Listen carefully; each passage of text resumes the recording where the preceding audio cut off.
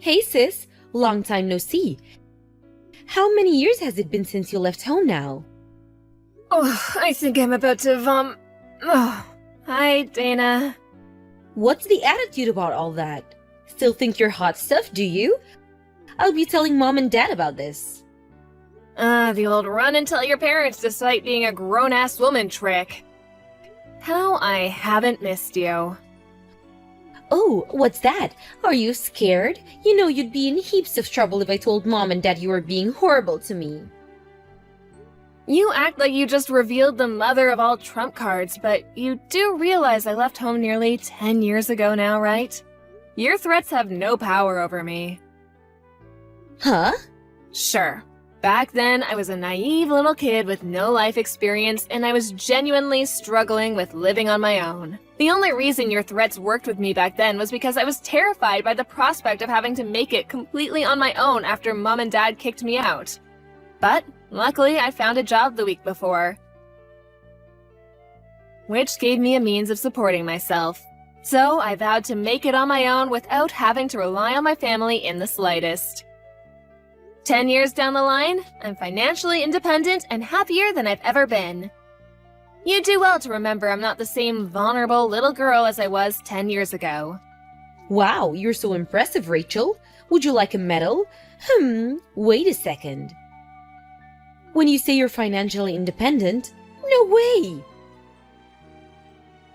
I'm actually surprised. Why? Isn't it obvious? How could a stay-at-home housewife be financially independent? That's not how it works. Huh? Since when was I a stay-at-home housewife? It's actually hilarious that you're claiming to be independent when you rely totally on your husband's salary to live. You literally wouldn't have food on the table if not for him. Start making sense, woman. You're cracking me up too much here. Dana, what are you saying? Are you sure you're not making some kind of misunderstanding? Huh? You think I'm a stay-at-home housewife? Husband? Married? Wait, what? You think I'm married? Well, you aren't? No, I'm very much not. I can forgive you for misunderstanding since we haven't seen each other in over 10 years, but I'm single. Whatever, you don't have to try and show off, sis. It really is pathetic how transparent you are. You're wasting your time. Because I have incontrovertible proof that you're indeed married. Huh? Proof? I'm a little late coming out with this, because you distracted me. But now, on to the season I messaged you in the first place without further ado. Damn, you mean you're not done yet? Lord, give me strength. I want to sleep soon, so make it quick, okay? Then listen and listen good. Now you might want to sit down for this, but you see how it is? I'm pregnant with your husband's baby. Huh, you're pregnant? With whose kid? Your husband's, like I said. But I just told you I'm single, so how is that possible? How can you be pregnant with my husband's kid if he doesn't exist? You're making some kind of mistake here, or maybe you're on drugs? Drugs? How dare you? I most definitely am not. I'm pregnant, so the proof is right here in my belly. Maybe you are pregnant, but that doesn't answer my question. Let me ask you once more, how is it possible that you're pregnant with my husband's kid when my husband doesn't exist? I'm single. S-I-N-G-L-E. And like I told you, your husband's baby is in my belly. B-E-L-L-Y. Do you understand yet? Ugh, you're so dense. I'm asking you because I don't understand. At the current point in time, I am husbandless. That means he doesn't exist. Which means I'm single, and that you, my darling, are crazy if you don't give up on whatever this is. I am S-I-N-G-L-E. Even if you are pregnant, which I don't doubt, your nickname did used to be the Village Bike after all, it's not my husband's. Ugh! Good grief! You just do not know when to give up, do you? I understand your heart must be full of negative emotions like frustration, rage, and jealousy right now to see your more beautiful little sister doing so well in life. But you need to be careful not to upset me. I have a little one to think about now, and stress is bad for the baby. Believe me, there isn't an ounce of frustration, rage, or jealousy towards my imaginary husband's kid in my whole body. I'm just annoyed because I feel like I'm talking to a brick wall. Okay, let's hear it. What's my husband's name? You actually want me to say it? What a masochist. I guess I'll say it if you really want me to. Your husband's name is Toby. Toby? Why would you want to hear me say his name, though? Isn't this painful for you? This isn't healthy, sis. So why don't you just stop before you get hurt again? I'm not hurt, just indescribably confused. Who's Toby? Huh? If I recognized the name, I thought I might be able to ask my friends if they knew anything. But I've literally never met anyone called Toby in my entire life. Huh? I have no idea what kind of mammoth misunderstanding you're in the grips of here, but I strongly recommend you reinvestigate the identity of the father of your child. Goodbye. Well, would you look at that? Turns out it was your husband after all. Why did you lie? Excuse me? It was Toby. I knew it. How many times do I have to tell you I don't have a husband? I hung around outside his house for a little while today because what you said had me so confused, and lo and behold, you come walking out. Huh? Which got me thinking, why would you be so desperate to deny it? To the point of telling barefaced lies and claiming you were single, and it finally dawned on me, I think I get it now. Because you can't bring yourself to move out of this huge luxury 5-bedroom house after working so hard to move in there with him. Huh? Luxury 5-bedroom house? I didn't think it was possible, but I'm even more lost than before. I hate to break this to you, Rachel, but I'm pregnant with your man's baby, which means I'm gonna be moving in so we can live together as a family, which means I'm so sorry, but you've gotta go. So if you don't mind, I need you to accept your fate, accept that your more beautiful sister won, and get out of my house. But... The jig is up. You can't bend and distort the truth anymore, because I outsmarted you. I bet you didn't expect me to wait outside his house, did you? I'm a genius. Boom! Divorce him, pack your things, and leave. For the millionth time, I'm single. Seriously, are you still playing this game? Even though my clever investigate efforts expose the truth to the light of the day? You know it's a waste of time, Rachel. Why are you doing this? You, seriously, do not know when to give up. Well, I think you're right when you say the truth has been exposed to the light of day. And so you admit it then? I admit nothing. Huh? Hey, can you do me a favor? Would you mind putting your lunatic crusade against me on hold for a little while? I need to check something. Huh? Check something? What is it? Dana, I finally know who this Toby guy you're convinced is my husband is. Huh? I had a sneaking suspicion this might be the case, so I did a few checks. Can you just confirm something for me? That house that you think you saw me coming out of, was it the one recently got built on Apple Lane behind the highway? Aha, that's right. So you knew exactly what I was talking about all along. Why even bother playing dumb? I get that when you preserve what little of your pride and dignity you have left, but this really would have been easier for everyone if you just admitted it straight away. How tragic! I could already be living my dream life of luxury and glamour as Toby's stay-at-home housewife, barefoot and pregnant in his kitchen, if not for your stubbornness. It's true, I did have a vague idea of what you might be talking about. But I have a duty of confidentiality that limits what I'm able to discuss due to my job. I am, however, willing to have this discussion within the range of what I just got permission from the boss on. Now, the key point here is that the married couple living in that house have both long been retired. Huh? Then Toby must be their son. Wrong. Their only son lives abroad and hasn't been home in a year. What? The only reason I go there a couple times a week is for my job as a visiting carer. Huh? Your job? That's right. I work for a company that provides care services to the elderly. Wait a second. This can't be. If what you say is true, then who the hell's kid am I carrying? Apparently, this Toby you keep mentioning is their personal driver, who also happens to be living on their sofa after falling on hard times. Their driver? I've never really spoken to him beyond the basic pleasantries, so I didn't realize who you meant until I stopped and thought about it for a while. Every time you meet him, he has you climb through a window, right? Did you never think that was strange? No, he told me all the doors were broken. Plus, I thought it would be better that way, since we could get in trouble if you found out what we were doing.